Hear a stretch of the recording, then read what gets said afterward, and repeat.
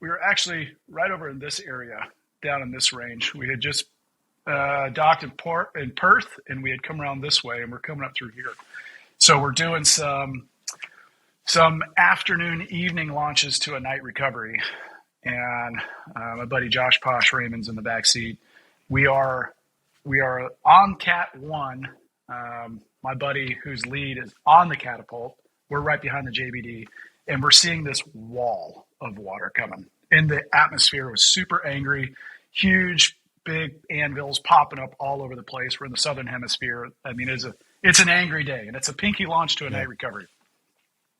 All the troops on the flight deck run underneath the wings because it just started pouring. The ship starts getting beat pretty bad by the sea. And Josh is in the back seat. He's like, dude, are we really going to do this, man? We're like, all right, man. Here we go. And right when the squall line clears, my buddy Squash, he's off the front end. And we're like, oh, we're really doing this, man. This is happening. And when you think about it, if you're not carrier aviation, it takes a little bit to explain, but you know, when you're taxiing around on the ramp and you're taxiing around the taxiways and such, if you want to go forward, you add power. If you want to stop, you just use brakes, right? Well, on the flight deck, when the flight deck is doing this, sometimes you just let off the brakes if you want to go forward. You know, so you're just sitting there holding because now all of a sudden you're doing this. You're like, okay, off brakes, adding power on an uphill. So, I mean, it definitely plays with your mind, especially at night when the only indicator that you have that you're actually moving or the ship is rolling is your HUD, because you're sitting there looking at this and you see your HUD doing this, but it's pitch black. It's totally pitch black. There's no light pollution anywhere. So the only thing you have is your HUD telling you that the ship is moving. So we get up to the catapult, we launch, and then on carrier aviation, anytime there's a plane flying in the air, there's a tanker up above. So we launch, we get up to about 7,000 or 8,000 feet, and we're tanking around an anvil. Like literally there's this anvil like this, and we're looking out the left wing as this string of chicks in line waiting to get gas. And we're like, dude, the atmosphere is really pissed off right now. We're like, look at this, just stuff's popping up all over the place. We go a couple hundred miles to the west. We get an information from the ship that says, hey, everybody come back. Last event's canceled. We start pointing back, and we hear a guy on the radio say, hey, we're diverting to Fiji. And like, you can just tell everybody's like, yes, we're going to Fiji. And so you just see everybody start going towards Fiji. Like, no. We're deviating around Fiji. We're like, damn it. No. No. We're all trying to set ourselves up to let somebody else be the first guy to go back to the ship, because we know that the ship is just getting the crap kicked out of it. And when you think about it from carrier standpoint, is we need at least around 25 knots across the deck to recover airplanes for kind of the relative recovery speed, right? So if the ship's producing a lot of power, well, then you're going to get a lot of wind across the deck. But if there's a storm out there, then they can save a lot of power from the ship and just sit right underneath the anvil and get a lot of natural wind, which of course is very fun for us, right? Because now the ship is now just getting the crap kicked out of it because it's not moving at all. So it's just at the fate of the seas, right?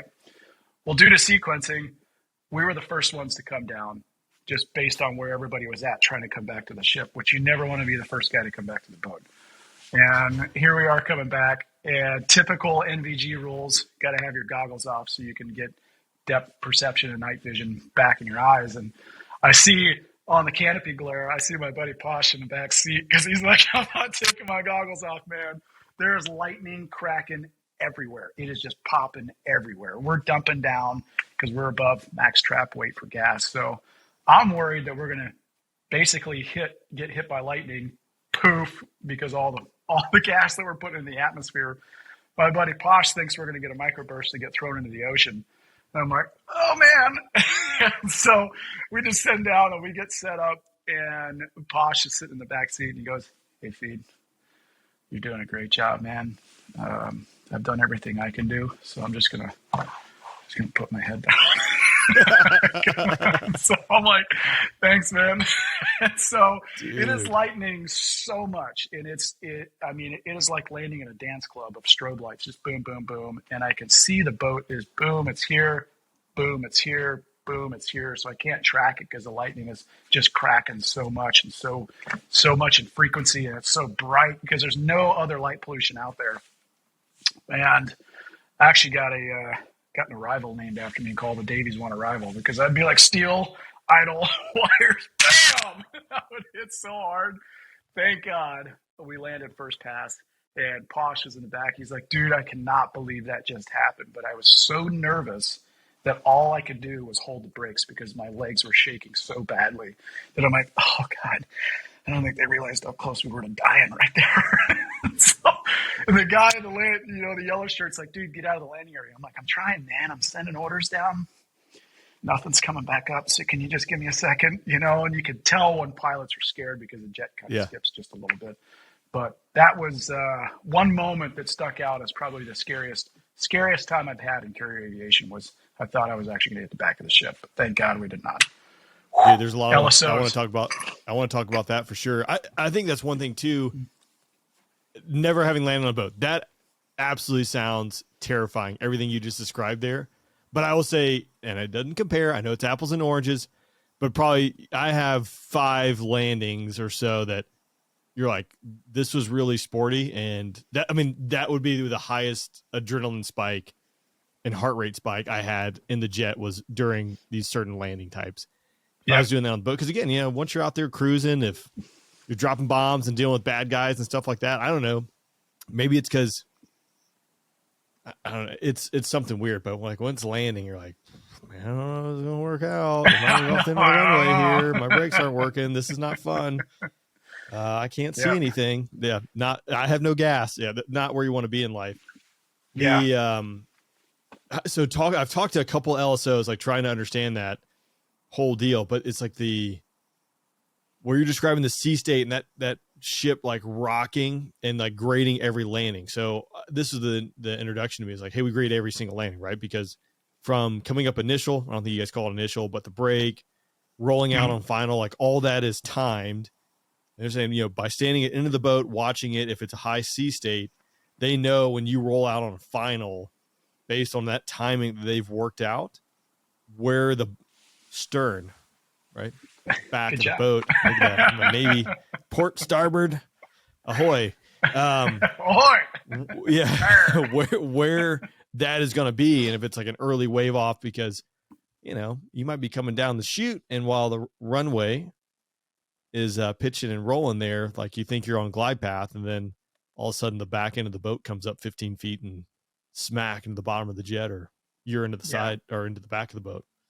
Yeah, no, not where you want to be. Yeah, it gets scary because some of the stuff that the LSOs can see, and once again, I'm not an LSO, and thank God for them because they keep us safe, but they see things that the pilot may or may not see coming down the chute. Yeah. And they're tracking the timing of the ship, because if it's an organized sea state, then it's easier for them to be able to calculate where the flight deck is going to be at touchdown. Where if it's a really angry sea state, the sea is super pissed, and there's no organization to the boat whatsoever, now they're going to back that wave off window out. They're going to say, okay, if we see that you're out of sync, we're going to wave you off early because we don't want to push a bad situation and make it worse. Where sometimes you, as a pilot, anybody that's an aviator knows that when you're coming into land, sometimes, especially at night, you may see things real time and your brain's telling you something, but it's actually not exactly what you're seeing right now. Because from a perspective of you landing an airplane, you're kind of used to seeing a runway look like this. But when it looks like that, you get the idea that you're super high. So you want to pull power off. You're like, man, why do I look high right now? But now you see your carrier at night do that. You're like, oh my God, I'm super low. So based on the experience of a pilot flying aboard the ship, that's where the LSOs will come in and be like, you're on glide path, little power. And they're super calm on the radio, which is what you need to hear as a pilot that's shaking in his boots right now, or her boots, and screaming in your mind going, oh man, I don't know if I can do this. But when you hear that nice, calm, relaxing voice on the radio, it really pays a huge dividend for you to be able to come aboard the flight deck safely. As a tanker pilot, when you're sitting above watching the clown show happen and you see these people boltering, you're like, my turn's coming. Oh.